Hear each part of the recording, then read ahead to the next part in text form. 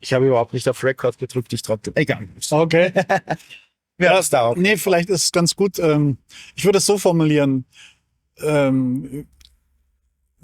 gibt einen Schöpfer, der hat uns gewollt. Mhm. Wir sind gewollt und geliebt. Und es ist ein Teil unseres Jobs, das hier zu erleben und zu entdecken. Ich Also, würde das vorschlagen, wäre der Satz. okay, der ist ein bisschen lang. Darf ich da den ersten Teil so rausnehmen? Wie hat der gelautet? Wir sind vom Schöpfer gewollt. Genau. Wir als Menschen sind vom Schöpfer gewollt. Ja. Okay. Das ist Gewollt gut, und geliebt. gewollt und geliebt. Okay. Okay, dann bin ich jetzt in der Phase so, was bedeutet das eigentlich? Gute Frage. Ja, gut. Also, nennen wir es einzeln, ne? Mhm. Was ist, wenn du jemand, der noch nie was davon gehört hat, wie würdest du dem beschreiben, was der Schöpfer ist oder was ein Schöpfer ist?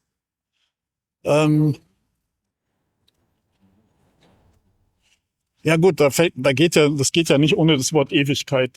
Also jemand, der ewig ist, der meinetwegen sogar die Ewigkeit erschaffen hat. Ja. Mhm. Also was ja auch gleichzeitig aussagt, dass unser Vorstellungsvermögen Wir machen da gerade ein Interview.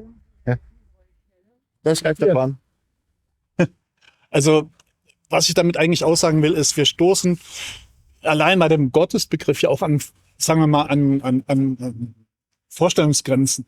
Ja, weil jeder hat von uns ein begrenztes Vorstellungsvermögen, manche mehr, manche weniger. Und natürlich lässt es auch was offen. Ja, aber ich glaube, dass Gott ein persönliches Wesen ist und dass die Aussage, die Bibel ja trifft, Gott ist die Liebe. Ja, das ist ja eigentlich so die heftigste Aussage. Ich bin also irgendwann mal mit konfrontiert worden. Und ich dachte, wieso sehe ich davon nichts? Das wäre immer eine nächste Frage gewesen. Wir sind gewollt und geliebt. Ja. Was bedeutet es, dass der Schöpfer uns gewollt hat?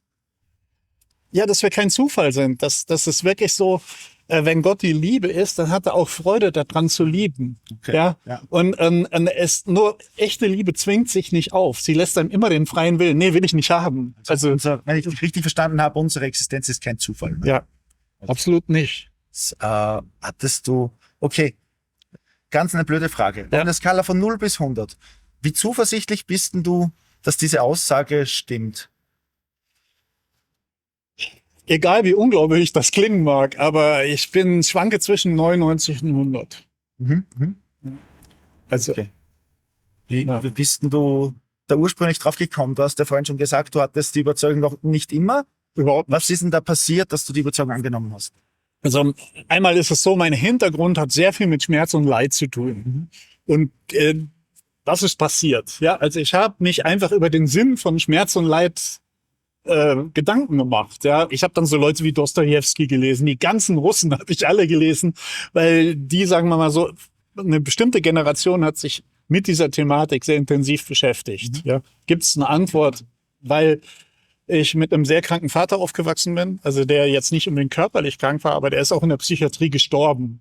Und das heißt, ich habe eine sehr leidvolle Familiengeschichte gehabt, meine Mutter war Alkoholikerin, also und da musst du dich irgendwie als Mensch durchlavieren und fragst dich, warum bin ich eigentlich hier? Warum muss ich so einen Scheiß erleben, ja? Also das war ja nicht schön, so aufzuwachsen. Ne?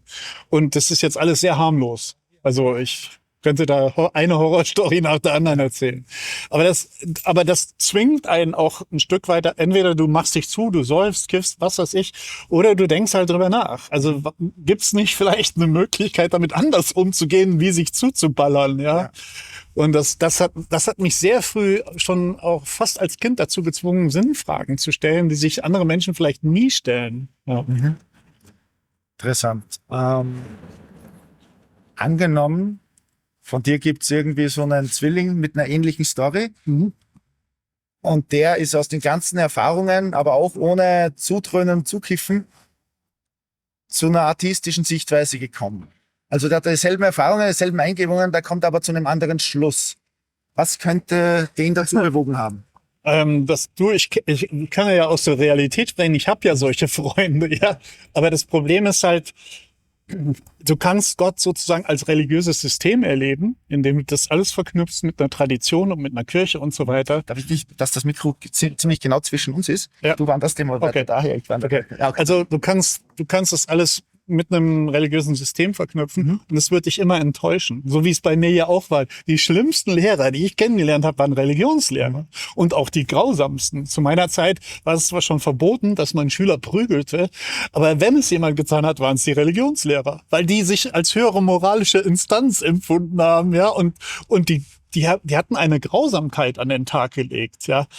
Und dadurch, dass ich so viel Gewalt in der Familie hatte, ich habe Gewalt immer gehasst, ja, habe ich diese Religionslehrer gehasst. Also ich kann das total gut nachvollziehen, wenn Menschen bitter sind, aber das sind die Menschen, die sie enttäuschen.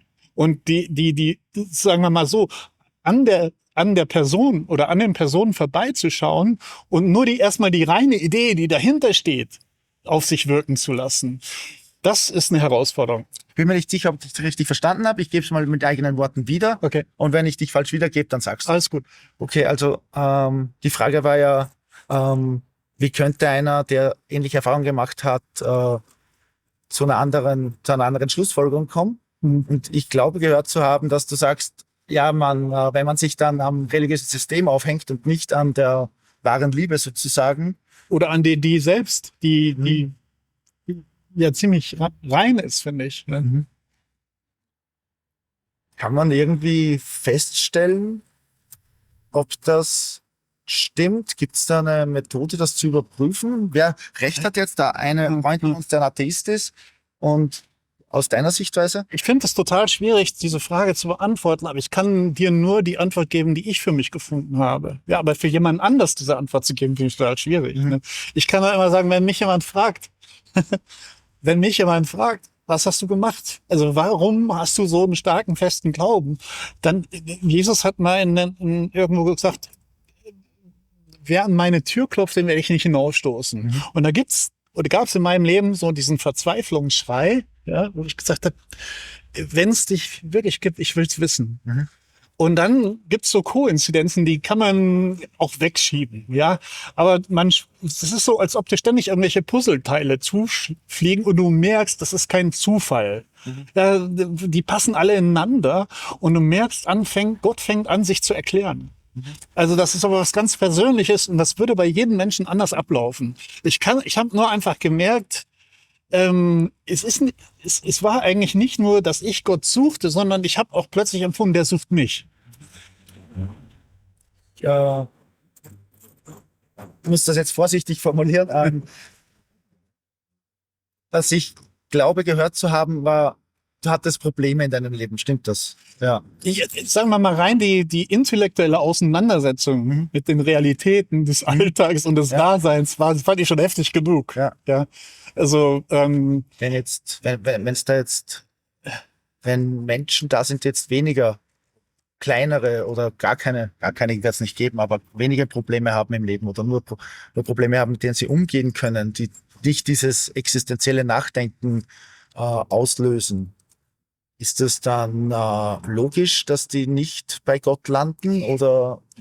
Das könnte ich gar nicht beantworten, ehrlich gesagt, weil mein Punkt ist, ich war immer so ein geistig hungriger Mensch. Ich habe wahnsinnig früh wahnsinnig viel gelesen. Ich habe auch wahnsinnig viel meditiert, aber eher so zen-buddhistisch, so ins Nichts rein, Übungen gemacht. Aber einfach, weil ich auf der Suche war. Ja, und ich habe gedacht, es muss was geben. Ja, es ist irgendwo, wenn du so in die Natur reinschaust, in die Naturgesetze, das ist alles so durchdacht. Da steckt ein Geist dahinter. Also das war schon so, dass ich eine gewisse Logik in allem, wie es erschaffen ist, gesehen habe. Ja, aber das ist natürlich nicht das, was das Herz überzeugt. Im Verstand ist davon berührt. Aber dein innerstes Wesen, ja, so, warum bin, ja, ich hätte mich auch für eine andere Religion entschieden können. Warum ich Christ geworden bin, hat ja genau was damit zu tun, dass dieser Glaube das Herz ansprechen will, des Menschen. Und Jesus, zum Beispiel, wenn das Neue Testament studierst, spricht total oft über das Herz. Ja. Und er spricht auch, also, das ist jetzt auch mal eine Antwort für alle, die sowas hören, die glauben, dass sie Christen sind. Eine Herausforderung auch zu sagen, hey, warum viele, sagen wir mal, Dinge nicht passieren, die man sich von Gott erwartet, hat auch was mit unserem Herzen zu tun, weil es verhärtet ist. Und Jesus hat total oft über das verhärtete Herz des Menschen gesprochen. Ja. Und es ist eben nur in Verbindung mit ihm selber aufgeweicht werden kann. Ja, also mit Vertrauen. Ja. Wir haben ein bisschen drüber gesprochen, dass du halt für dich das gefunden hast, wenn ich dich richtig verstehe. Ja. Und dass du aber anderen jetzt nicht sagen kannst, so, hey, das ist jetzt die Wahrheit oder das, was man annimmt. Korrigiere mich, wenn ich dich falsch verstehe. Weißt du, das ist ein totaler Zwiespalt. Und den empfinde ich insofern, weil wenn du Leuten sagst, hey, es gibt eigentlich nur eine Antwort, ja, dann bist du sofort unten durch. Ja, weil das ist intolerant, du musst doch andere stehen lassen können. Aber in der Mathematik funktioniert eine Aufgabenstellung so nicht. Ja, also du kannst nicht sagen, hey, pass auf, wenn du jetzt diese Algebra-Formel, ich bevorzuge aber einen anderen Lösungsweg, du wirst zu einem anderen Ergebnis kommen. Und es wird nicht das sein, was eigentlich die Aufgabe erfordert, ja. Und warum soll das nicht auf der Ebene genauso sein? Verstehst du? Also ich war in ganz vielen Weltanschauungen und Philosophien unterwegs. Und ehrlich gesagt, ich bin zu dem Schluss gekommen, der Mensch generell ist erlösungsbedürftig. Ja, wir sind alle zerbrechliche Wesen. Und das Schöne ist, dass mir das Neue Testament eigentlich sagt, dass Gott uns genau auf diese Ebene auch begegnen will. Macht das einen Unterschied, ob man da den Gott des Neuen Testamentes findet, den Jesus oder den Krishna oder den Buddha oder? Ich finde einen sehr großen Unterschied. Und zwar, ich kann das an einer Sache festmachen.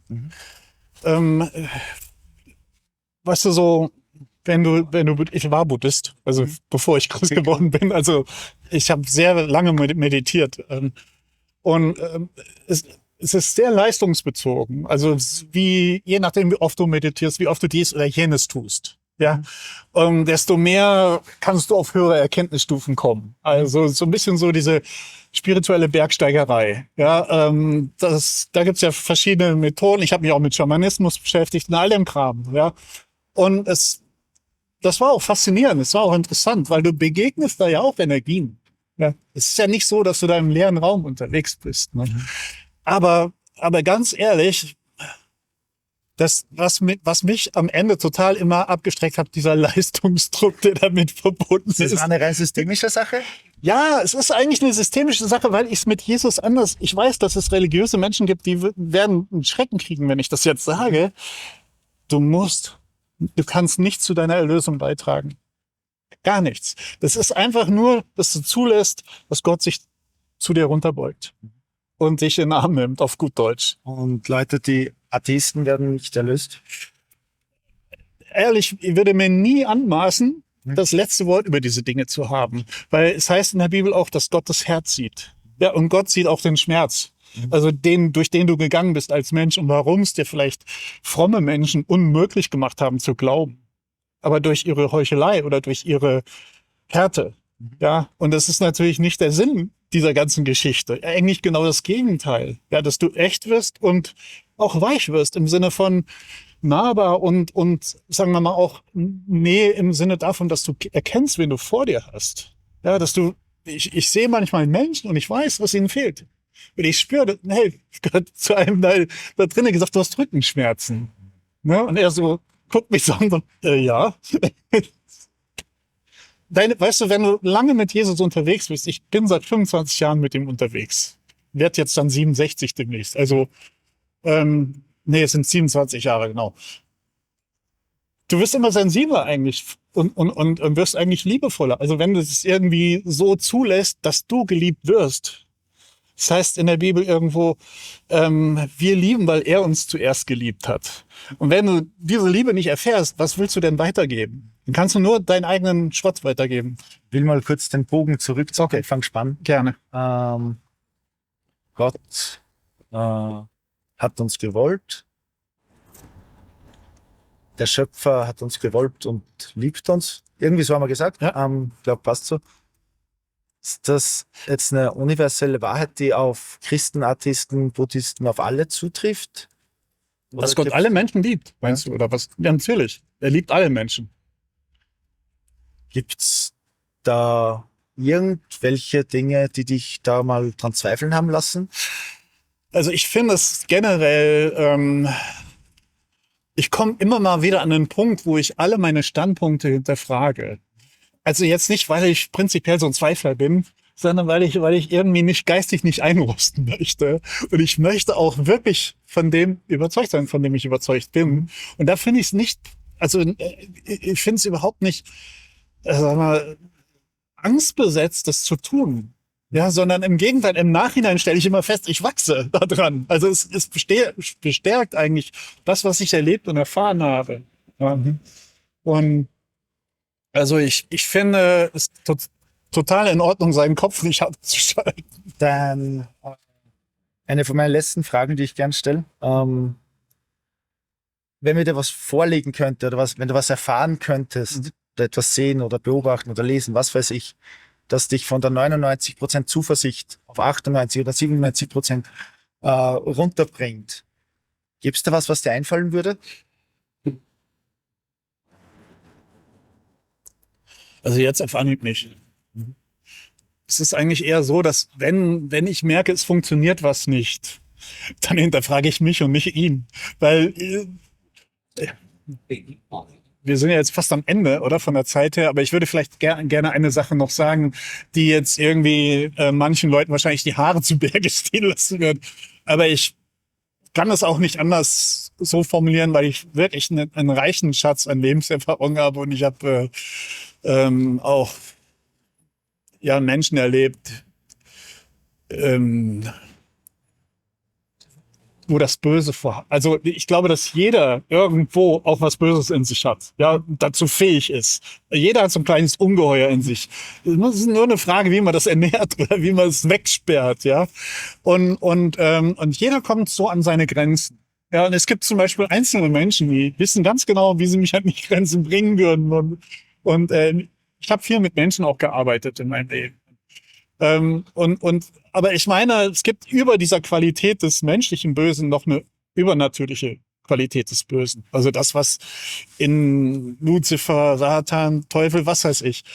Das ist jetzt nicht so, dass das für mich was Abstraktes ist. Ich habe das wirklich erlebt, dass es das gibt. Ja, und ich kenne auch Satanisten, die den anbeten. Also ich bin auch nicht so der Mensch, der Berührungsängste hat. Ja, so ich habe da schon auch also lustige, humorvolle Sachen erlebt haben, weil die, wenn die einen Christen vor sich haben, haben die ja so eine bestimmte Vorstellung, die müssen jetzt angstschreiend weglaufen. Und ich habe den in den Arm genommen. Und das hat ihn total an seine Grenzen gebracht, ja. Weil wenn das Böse eins nicht mag, dann ist es Liebe. Aber diese Dinge, die lassen dich dann eher mal in den Zweifel kommen.